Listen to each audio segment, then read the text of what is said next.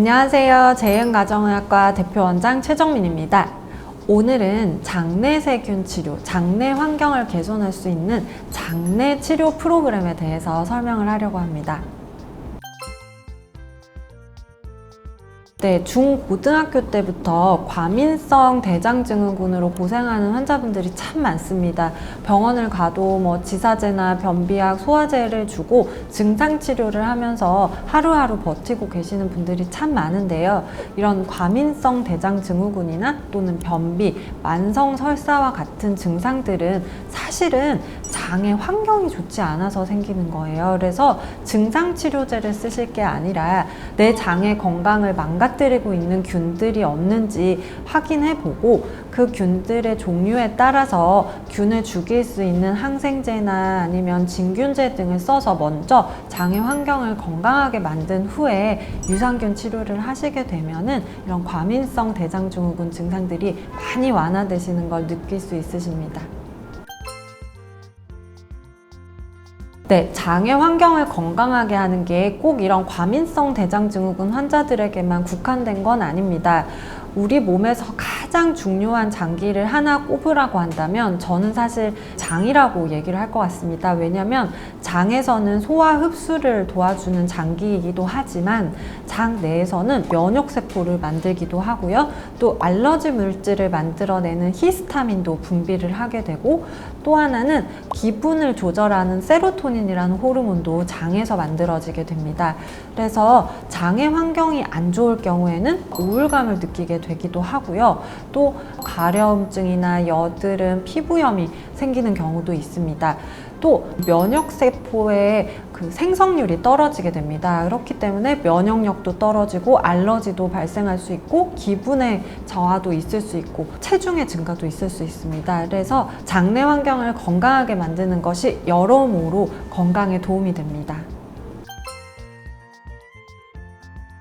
네, 많은 환자들이 잘못 생각하고 계시는 것 중 하나가 유산균을 꾸준히 잘 먹으면 장내 세균이 죽고 내 장에 좋은 균이 계속 있을 거라고 생각하는 경우가 많은데요.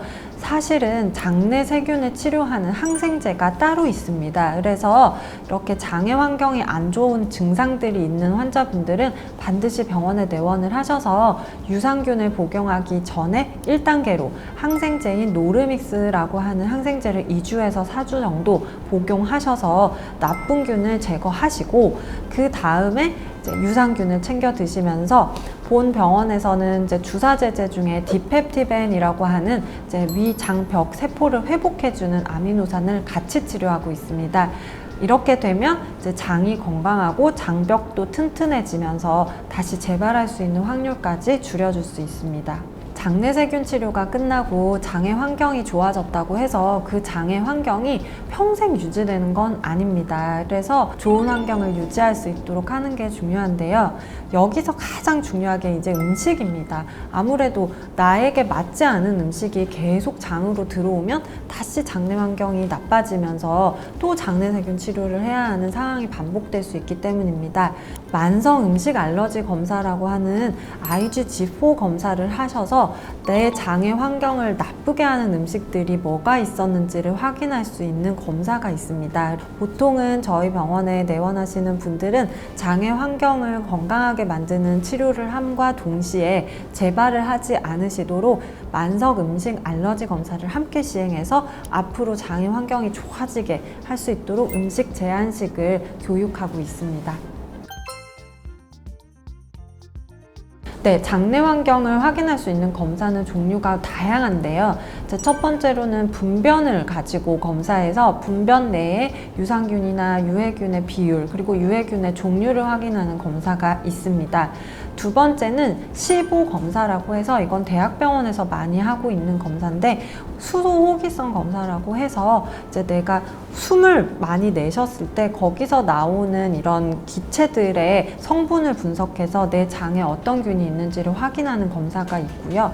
또 한 가지 더 본다면 100% 정확하지는 않지만 소변 유기산 검사라고 하는 검사를 통해서 장내 세균들의 어떤 부산물들을 역으로 확인해서 이런 균들이 장에 있었구나 라고 확인할 수 있는 검사가 있습니다. 오늘은 장내 환경과 면역력 그 외 건강들에 대해서 좀 살펴봤는데요. 내 장의 환경이 안 좋다고 해서 그냥 무조건 유산균만 먹고 버티고 계시는 분들이 있으시다면 장의 환경에 대해서 조금 더 정밀하게 검사를 해보시고 맞춤 치료를 받아서 이런 과민성 대장증후군이나 만성 변비에서 탈출하시기를 바라겠습니다.